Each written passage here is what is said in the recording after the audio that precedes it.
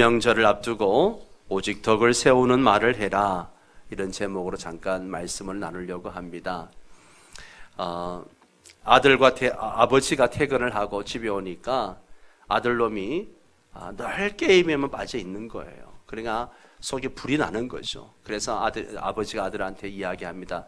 야, 이놈아, 링크는 네 나이 때 책을 빌려서 호롱불에서 책을 읽고 훌륭한 사람 되었다, 그렇게 이야기하니까 이 아들이 하는 말이, 아빠 나이 때 링크는 대통령 됐어요 라고 대꾸를 합니다. 예. 둘 다 맞는 얘기예요. 그죠? 맞는 얘기인데 기분이 좋아요, 나빠요? 나쁘죠. 아들도 기분 나쁘고 아빠도 기분 나쁘고, 이런 대화는 건강한 대화가 아니죠. 서로의 상처만 주는 대화가 됩니다. 오늘 우리가 읽은 이 말씀도 말에 대한 이야기를 하고 있죠. 예. 왜 사도 바울이 말에 대한 이야기를 하고 있을까? 사도 바울이 인간관계를 어떻게 처세술에 대해서 이야기하고 싶어가지고 또 윤리 도덕적으로 성도들이 잘 살았으면 좋겠다 싶어서 하는 이야기가 절대 아닙니다. 우리는요, 성경을 대할 때에 꼭 기억해야 될 게, 이 성경을 마치 윤리 도덕적으로 접근을 하면 절대 안 됩니다. 예. 성경은 선하게 살아야 된다, 그리고 윤리적인 이야기를 하는 책이 아니에요. 성경은 생명을 말씀하고 있습니다. 아멘입니까? 하나님의 말씀, 복음을 얘기하고 있는 거예요. 지금 사도 바울은 그 이야기를 지금 하면서 이제 4장에 가서 실제적인 삶에 대한 부분을 이야기하고 있는 거죠. 예. 오늘 사도 바울은 에베소서에서 우리의 존재를 뭐라고 얘기하는가 하면, 이미 우리는 죄와 허물로 죽었던 사람이다 라고 정의를 내리고 있습니다. 저와 여러분은 이미 죄와 허물로 죽어 있는 사람, 시체와 같은 사람, 소망이 없는 사람이었다라고 이야기를 하고 있죠. 그러면 우리가 언제 죽었는가? 성경에서 말하는 죽음의 의미가 무엇인가라고 하는 거죠. 예. 여러분, 성경이 말하는 죽음의 의미가 뭐예요? 1차적으로는 하나님과의 단절을 얘기하는 거예요. 생명 대신 하나님에게서 떨어져 나가는 거, 이것은 결국 인간의 죽음이고 저주고 불행이 시작되는 거죠. 예. 여러분, 그렇다면 하나님과의 단절이 왜 생기는 겁니까? 왜 하나님과의 관계가 끊어지는 거예요? 이유가 뭐예요? 단 한 가지입니다. 바로 죄 때문입니다. 하나님은 거룩하신 분이기 때문에 죄를 용납하실 수가 없는 거예요. 죄를 지은 사람은 하나님과의 관계가 끊어지고 그렇게 살다가 죽어 지옥 가는 게 그 인생의 모습이라는 것이죠. 이것이 성경이 말하고 있는 죄인된 인간의 정체성에 대해서 말하고 있는 것입니다. 그런데 그런 우리를 예수 그리스도 안에서 속량하시고 다시 살리셔서 하나님의 자녀가 되게 하셨습니다. 할렐루야. 아멘입니까? 그러면 저와 여러분을 예수 그리스도 안에서 다시 살리신 이유, 예수 그리스도 안에서 다시 재창조, 다시 지음바 되었다라고 말하는 성경이 그렇게 말하는데, 왜 그렇게 다시 예수 안에서 우리를 새롭게 지었는가라고 하는 거죠.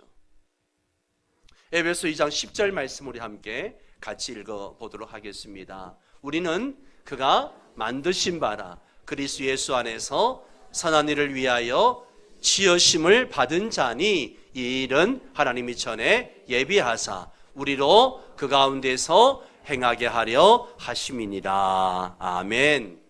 우리를 왜 예수 그리스도 안에서 만드셨다, 이거는 재창조를 얘기하는 것이거든요.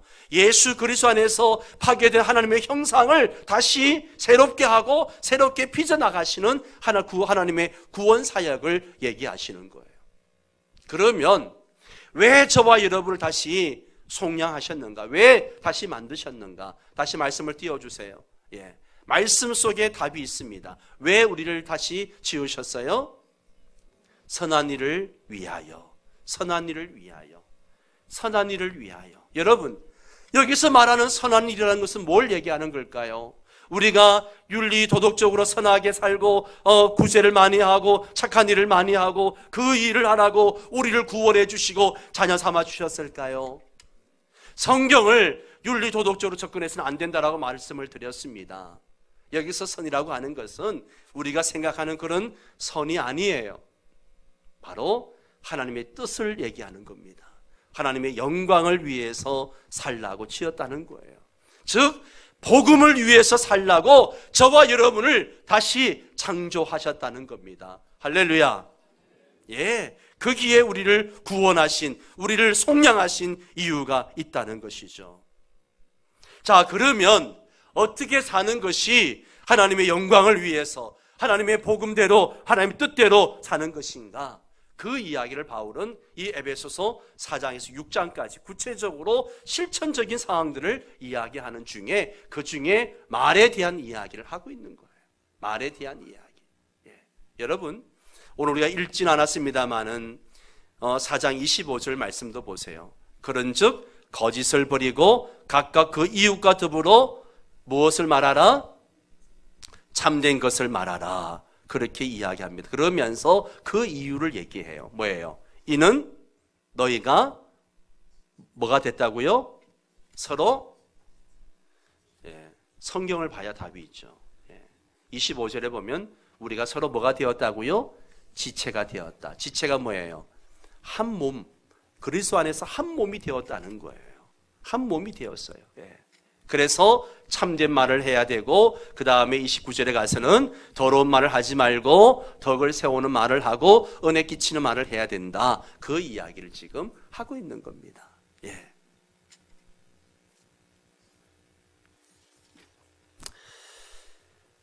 우리 한번 따라서 합니다. 덕을 세우는 말을 하자. 덕을 세우는 말을 하자. 예.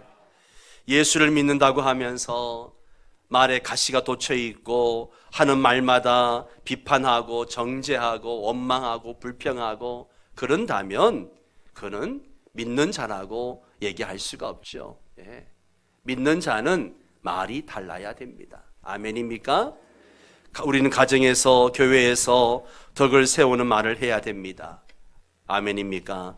왜 덕을 세우는 말을 해야 됩니까? 우리의 입은 복음을 전해야 되기 때문에, 믿지 않는 자들에게 복음을 전해야 되기 때문에 우리가 덕을 세우는 말을 해야 됩니다. 여러분 생각해 보세요. 맨날 이 입술로 비판하고 정죄하고 원망하고 하고 불평하던 이 입술로 어느 날 가가지고 야야 너 예수 믿어야 돼 그렇게 말하면 통할 것 같습니까? 통하지 않죠. 예.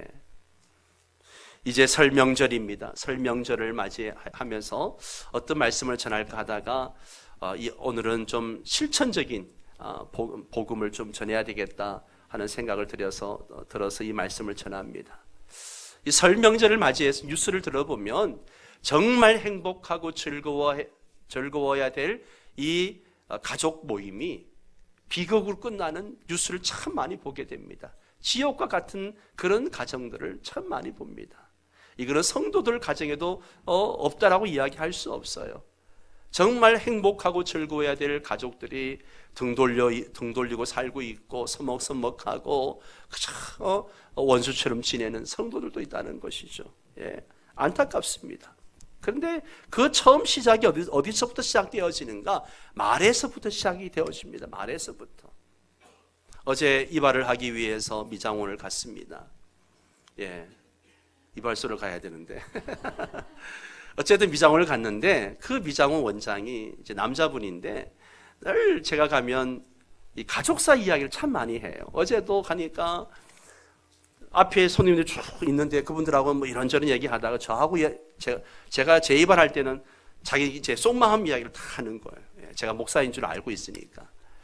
그러면서 이제 아버지하고의 그런 서먹서먹한 관계, 아버지를 굉장히 비호하고 있거든요.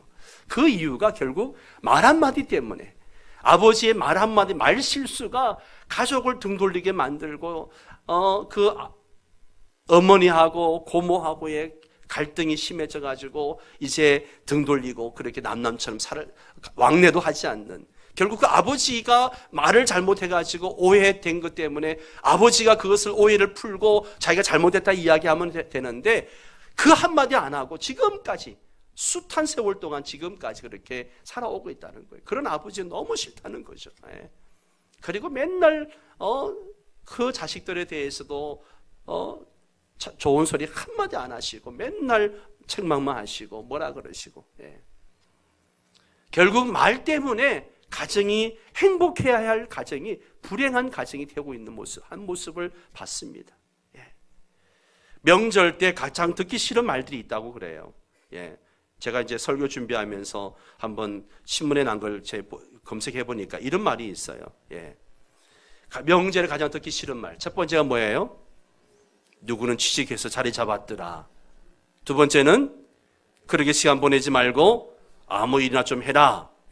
세 번째, 빨리 취직하고 이제 결혼할 생각해야지. 네 번째, 아직도 취직도 못했냐? 네 번째, 다섯 번째, 올해 몇 살이지? 저도 올 명절에 조카들 모이면 제가 나이 안 물으려고 합니다.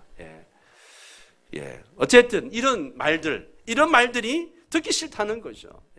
참 우리가 말이라고 하는 것은 굉장히 어려워요. 말을 잘하는 것, 지혜롭게 하는 것은요 굉장히 어렵습니다.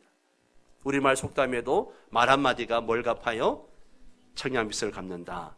그랬더니만 이상민이가 옆에 있다가 절대 아니라고, 절대 못 갚는다고 그렇게 이야기하는 거 보고 제가 배꼽을 잡았는데, 그런 말이 있는 것처럼 말이 굉장히 중요한 겁니다. 야고보는 그의 서신에서 뭐라 얘기하는가 하면, 만일 말에 실수가 없는 자라면 어떤 사람이라? 온전한 사람이라. 능히 온몸도 굴레 씌우리라. 그렇게 이야기합니다. 그러면 또 뭐라 얘기하는가 하면, 혀는 불과 같아서 작은 것이지만 온몸을 더럽히고 삶의 수레바퀴를 불사른다. 우리 혀가 얼마나 작습니까? 새치혀밖에 되지 않습니다. 이 작은 것, 이 혀가, 이 입술이, 이 말 한마디가 결국은 온몸을 불태우고 더럽히기도 하고 그냥 우리의 삶을 불태워버리는 그런 일을 할 때가 너무 많다는 거죠. 그렇습니다. 말에는요 힘이 있습니다. 우리의 말이 우리의 환경과 미래를 결정하기도 합니다. 신물학자인 성벌뱅크라는 사람이 있습니다. 이 사람은 늘 화초를 키우면서 화초와 대화하는 걸 굉장히 좋아하는 사람이에요. 만물은 들을 기가 있다라고 하는 생각을 이 벌뱅크는 늘 했다는 것이죠. 하루는 선인장에게 벌뱅크가 이렇게 말을 합니다. 뭐라 얘기하는가 하면, 너는 정말 가시가 많구나. 네가 살아온 세월이 얼마나 험했는지 알겠구나. 누군가 너를 해치려 한다는 두려움과 험한 세상을 살아오느라고 온몸에 가시를 세우게 된 거야. 너를 지키고 방어하려고 말이야. 그러나 이제는 염려하지 마라. 내가 네 옆에 있지 않니? 내가 너를 사랑해 줄게. 내가 너를 지켜줄게. 너의 무장된 마음을 이제 풀어놓고 내 사랑을 받아줘. 그렇게 선인장한테 매일마다 그렇게 이야기를 했다고 합니다. 그런데요, 몇 달이 지나가지고 놀라운 일이 벌어진 거예요. 가시가 돋쳐있던 이 선인장이 어느 날 몇 달 지나고 난 다음부터 이제 가시가 하나 둘씩 떨어지기 시작한 거예요. 그러다가 조금 더 지나니까 선인장 가시가 다 떨어지게 된 겁니다. 이렇게 해서 가시 없는 선인장이 탄생하게 된 거예요.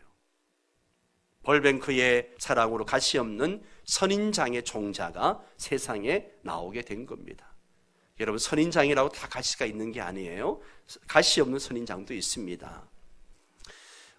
몇 년 전에 MBC에서 이제 말에 대한 실험을 한 적이 있습니다. 전에 한번 몇 년 전에 영상을 본 적도 있었는데요.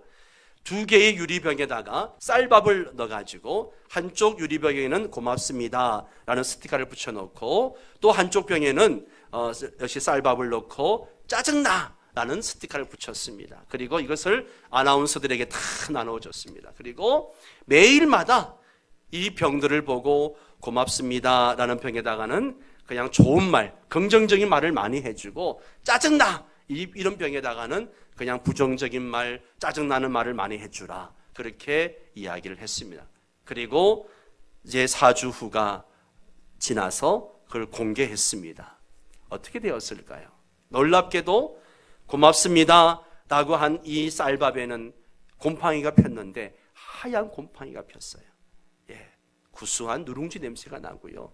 짜증나 하는 이 병에는 역시 곰팡이가 폈는데 새카만 곰팡이, 썩어서 냄새나는 그런 결과를 가져왔던 것을 보게 됩니다. 전에도 한번 봤습니다. 이 영상을 잠깐 보고 여기까지 보겠습니다. 여러분, 쌀밥이 기가 있나요? 기는 없어요. 그죠? 단지 우리 말에 힘이 있는 거예요. 우리 말의 힘이 얼마나 센지 몰라요. 일본의 어떤 학자는 이 물을 가지고 실험을 했는데 똑같이 물컵에 물을 보고 막 고맙습니다, 사랑합니다, 예쁘다, 좋은 말을 해주니까 물의 결정체가 너무 아름답게 생기는 걸 관찰을 했습니다. 또 같은 병에다가 또 그 물에다가 막 신경질 나는 말, 부정적인 말, 나쁜 말을 하니까 물의 결정체가 막 파괴되어져 있는 그런 실험 결과도 있는 것을 보게 됩니다. 그래서 사람에게 우리 말을 할 때 나쁜 말, 저주하는 말, 이런 말을 하면 어떻게 돼요? 말에 힘이 있습니다. 그래서 여러분 자녀들에게 좋은 말을 많이 해줘야 돼요. 예, 그 자녀들을 저주하는 말, 그냥 기분 나쁘다고 속상하다고 그냥 나오는 대로 말을 해버리면 그 말이 씨가 되는 것을 보게 됩니다. 여러분, 말에는요 엄청난 힘이 있습니다. 말에는 성취력이 있습니다. 이게 성경이 가르치고 있는데요, 가나안 땅에 정탐꾼 돌아와서 한 말을 듣고 불평하고 원망했던 이스라엘 백성들의 모습을 보십시오. 민수기 12장 2절에 4절까지를 보면 이스라엘 자손이 다 모세와 아론을 원망하여 온 회중이 그들에게 이르되 우리가 애굽 땅에서 죽었거나 이 광야에서 죽었으면 좋았을 것을 어찌하여 여호와가 우리를 그 땅으로 인도하여 칼에 쓰러지게 하려는가? 우리의 처자가 사로잡히리니 애굽으로 돌아가는 것이 낫지 아니하랴. 이에 서로 말하되 우리가 한 지휘관을 세우고 애굽으로 돌아가자. 이 말을 듣고 하나님께서 막 노하셔가지고 하시는 말씀이 있습니다. 우리 한번 27절에서 29절 같이 읽겠습니다. 나를 원망하는 이 악한 회중에게 내가 어느 때까지 참으랴. 이스라엘 자손이 나를 향하여 원망하는 바 그 원망하는 말을 내가 들었노라. 그들에게 이르기를 여호와의 말씀에 내 삶을 두고 맹세하노라. 너희 말이 내 귀에 들린 대로 내가 너희에게 행하리니 너희 시체가 이 광야에 엎드려질 것이라. 예, 여기까지. 예. 하나님이 들으셨어요. 모든 말을 다 들으셨습니다. 들으시고 하시는 말씀이 내 귀에 들린 대로 내가 너희에게 행하겠다. 너희가 못 살겠다, 죽겠다, 말한 대로 내가 너를 죽여주겠다라는 거예요. 그래서 결국 광야에서 모두 죽게 만드셨어요. 약속의 땅, 축복의 땅, 가나안 땅에 못 들어갔습니다. 오직 긍정적인 보고를 한 여호수아와 갈렙만 그 땅에 들어가게 되신 것이죠. 예수님도 말의 위력에 대해서 말씀하셨습니다. 내가 진실로 너희에게 이르노니 이 산들어 들리어 바다에 던져지라 하며 그 말하는 것이 이루어질 줄 믿고 마음에 의심하지 아니하면 그대로 되리라. 그렇습니다. 성도에게 있어서 그의 말은 곧 그의 기도인 것입니다. 그래서 잠언 기자는 죽고 사는 것이 혀의 권세에 달렸다, 그렇게 고백을 했습니다. 그러므로 성도들은 불평 대신에 감사의 말을, 부정적인 말 대신에 긍정적인 말을, 또 절망적인 말 대신에 희망적인 말을 할 수 있어야 됩니다. 그리고 불행하다는 말 대신에 행복하다는 말을 할 수 있어야 됩니다. 오늘 본문의 말씀도 거듭난 그리스도인들이 어떻게 살아야 되는가, 예수 그리스도 안에서 구원받고 속량받은 하나님의 자녀가 된 백성들은 어떻게 살아야 되는가, 그런 삶의 자세를 가르치는 중에 특히 말에 대해서 교훈을 하고 있습니다. 29절을 다시 한번 읽도록 하겠습니다. 무릇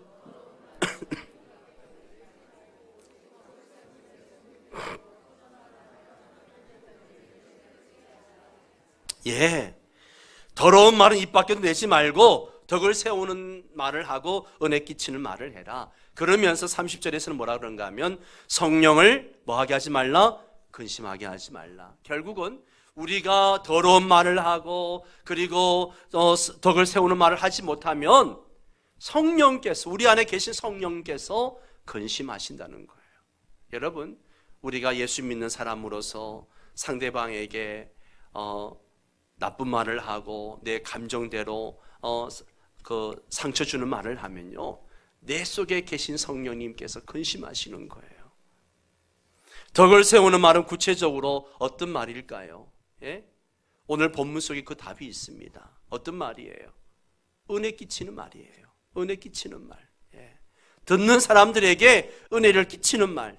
이것이 덕을 세우는 말입니다.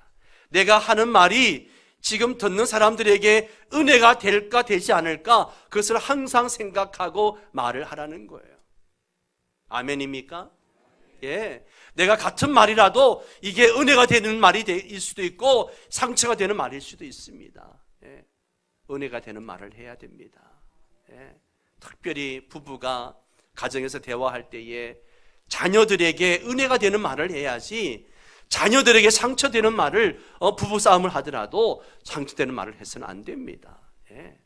그거는 씻을 수 없는 상처를 자녀들에게 주는 거예요. 상대방을 배려하는 말, 상대방에게 유익을 주는 말을 하라는 것이죠. 예.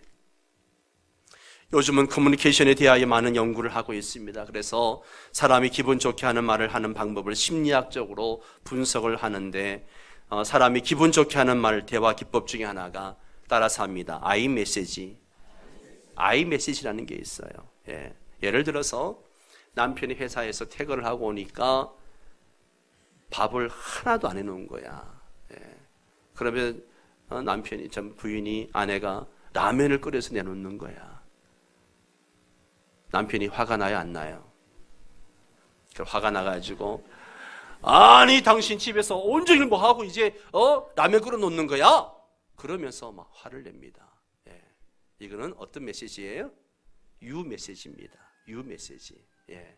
이런 말을 하면 아내가 상처받는 거죠. 왜냐하면 지금 남편은 아내가 낮에 무슨 일이 있었는지, 아내에게 무슨 일인지 모르잖아요. 예. 무조건 지금 라면 끓여 놓은 건 그것 때문에 좀 화가 나서 그냥 막 말을 해버린 거예요. 이럴 때는 아이 메시지를 하라는 거예요. 어떤 아이 메시지가 어떤 거예요? 여보, 나는 집에 와서 맛있는 김치찌개와 따뜻한 밥을 먹고 싶었어. 예. 그러면 그 다음날 저녁은 분명 달라질 겁니다. 예. 이 유 메시지는요, 아내를 주어로 해가지고 아내를 비판하고 평가하는 말이에요. 예. 상대방이 들을 때 이게 상처가 되고 기분 나쁜 말이죠. 그러나 아이 메시지는 내 감정을 얘기하고 내가 주어가 되는 거죠. 내 감정을 얘기하는 거죠. 예. 이렇게 이야기를 하면 분명히 달라지는 겁니다. 아이 메시지는 아내가 한 행동에 대해서 나의 느낌을 솔직하게 이야기하므로 아내의 행동에 대한 판단이, 비판이 빠지게 됩니다. 그러므로 아내의 마음을 상하게 하지 않을 수 있다는 것이죠. 이 I 메시지와 U 메시지가 얼마나 큰 차이가 나는지를 보십시오. 이제 집안에서 가족들 중에서 실수를 했어. 자녀들이 실수를 했어요. 예. 그럴 때 아이가 실수했을 때 U 메시지 어떻게 나갑니까? 잘 하시잖아요. 뭐라 그래요? 야, 너 맨날 왜 그래? 도저히 너 이해 못하겠다. 이런 식으로 이야기를 하잖아요. 예. 아이 메시지는 어떻게 해요? 예. 야, 너는 네가 그렇게 하니까 아빠는 굉장히 당황스럽다. 너를 어떻게 이해해 주면 되겠니? 왜 그렇게 됐어? 라고 이야기를 하는 거죠. 예. 또 약속 시간이 맨날 늦을 때 상대방에게 여러분 어떻게 반응합니까? 예? 왜 늦었어? 정말 못 믿을 사람이구만. 그렇게 이야기를 해버리기도 하죠. 너 정말 형편없구나. 예. 그런데 아이 메시지는 어떻게 해요? 왜 늦었니? 아빠가 걱정했잖아. 혹시 무슨 일 있었던 거 아니야? 라고 이야기하는 거죠. 예. 남편이 이제 직장에서 하루 종일 일하고 지쳐서 들어왔는데 아이가 하루 종일 기다렸잖아요. 그랬다 막 달려와가지고 아빠한테 할 얘기가 있어. 막 달려오는 거예요. 유 메시지 어떻게 해요? 정선배 집사님 어떻게 하죠? 예. 야, 그만. 아빠 지금 너무 피곤해. 너 저리 가. 저리 나중에. 예. 밀어버립니다. 예. 그러면 자녀는 마음의 상처를 받는 거죠. 아이 메시지는 어때요? 아, 네가 아빠한테 할 말이 있구나. 근데 아빠가 지금 너무 피곤하거든. 할 말은 내일 하면 안 될까? 라고 이야기를 하는 거죠. 근데 여러분, 우리가 이 I 메시지, U 메시지를 제가 이야기했는데 이게 쉬워요, 어려워요? 쉽다고 하신 분은 일상생활 속에 I 메시지 하고 있기 때문에 쉬운 거죠. 예. 그래서 한번 지금 실습을 해볼게요. 자, 서로 이제 마주보고, 예. 맨날 밤늦게 들어오는 자녀가 있어요. 예. 맨날 12시에 넘어가지고 1시, 2시에 들어오는 자녀가 있어요. 자, 그 자녀를 놓고 제일 먼저 여러분의 반응을 한번, 저 보지 마시고 빨리 서로 마주보라니까, 예. 한번 해보세요. 자, 뭐라고 이야기할래요? 유 메시지. 예. 유 메시지 어떻게 나가요? 예.